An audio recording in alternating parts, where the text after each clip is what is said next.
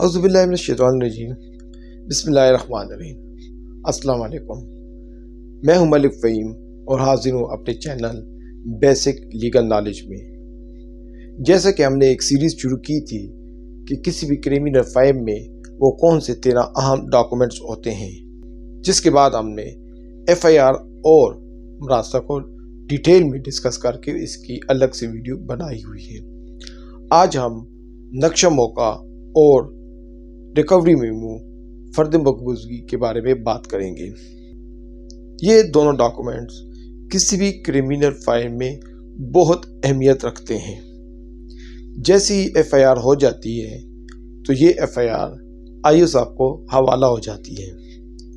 آئی او صاحب یا تفتیشی موقع پر جا کر مختلف اشخاص کے بیانات ریکارڈ کرتا ہے اور ان کی بیانات کی روشنی میں ایک نقشہ تیار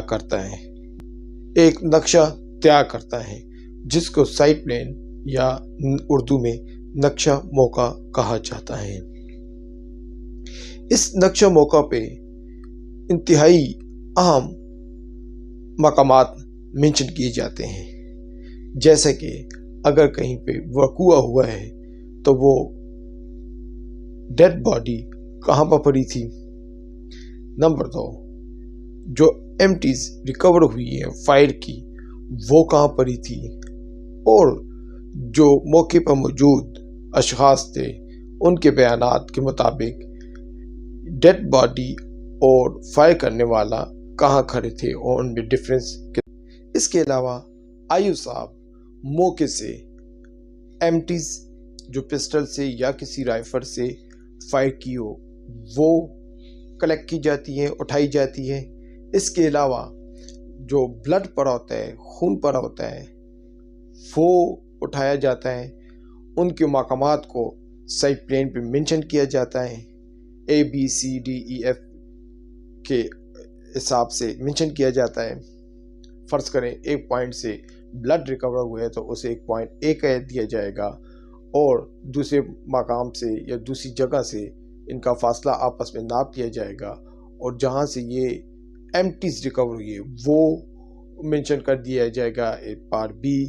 اور فرض کریں جب آئی او صاحب 161 کے بیانات ریکارڈ کرتے ہیں تو اس میں کوئی شخص کسی مقام کو منشن کر دیتے ہیں تو ان کو بھی مختلف پوائنٹس دے دیے جاتے ہیں۔ نارملی یہ پوائنٹس ABCD ہی دیے جاتے ہیں اور ان کا درمیان میں فاصلہ بھی دکھایا جاتا ہے نقشے میں۔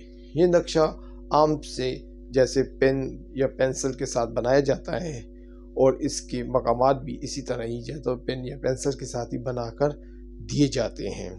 لیکن کریمنل فائل میں اس کا بہت اہمیت ہوتی ہے، اور جب ٹرائل ہوگا یا بیل ہوگی تو اسی ڈاکومنٹ کو دیکھا جائے گا اور اسی سے اندازہ لگایا جائے گا کہ فائر کرنے والا اور ڈیڈ باڈی میں کتنا فاصلہ تھا۔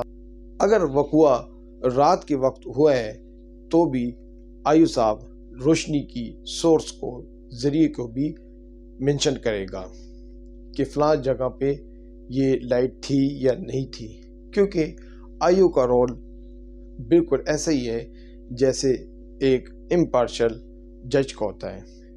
آئی او امپارشل انویسٹیگیشن کرے گا۔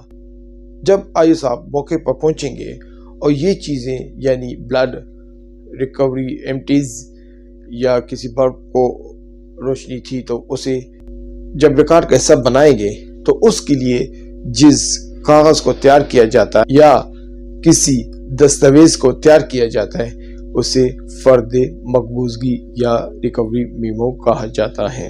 ہر انکریمنٹنگ چیز کا الگ سے ریکوری میمو بنے گا، یعنی اگر بلڈ کسی کپڑے کے ذریعے یا روئی کے ذریعے اٹھایا گیا ہے تو اس کا الگ سے ریکوری میمو بنے گا، اور اگر ایمٹیز اٹھائی گئی ہے تو اس کا الگ سے ریکوری میمو بنے گا۔ بلب وغیرہ اگر لیا گیا ہے تو اسے بھی الگ سے ریکوری میمو میں شو کیا جائے گا، اور یہ انتہائی اہم ڈاکومنٹس ہوں گے کیس کے حوالے سے۔ جیسے جیسے فرد بنے گے ہر فرد پر گواہان کو ڈالا جائے گا کہ فلاں گواہان کی موجودگی میں یہ ایمٹیز یا یہ بلڈ یا یہ بلب ہم نے اٹھایا ہے تو ان کو بھی گواہ بنایا جائے. ان گواہان کی پھر انتہائی اہمیت ہوتی ہے ٹرائل کے سٹیج پر بھی.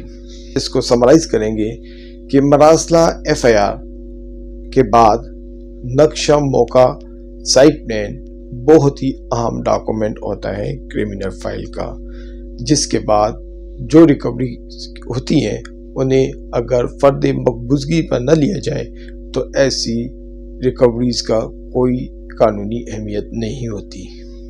Thank you so much.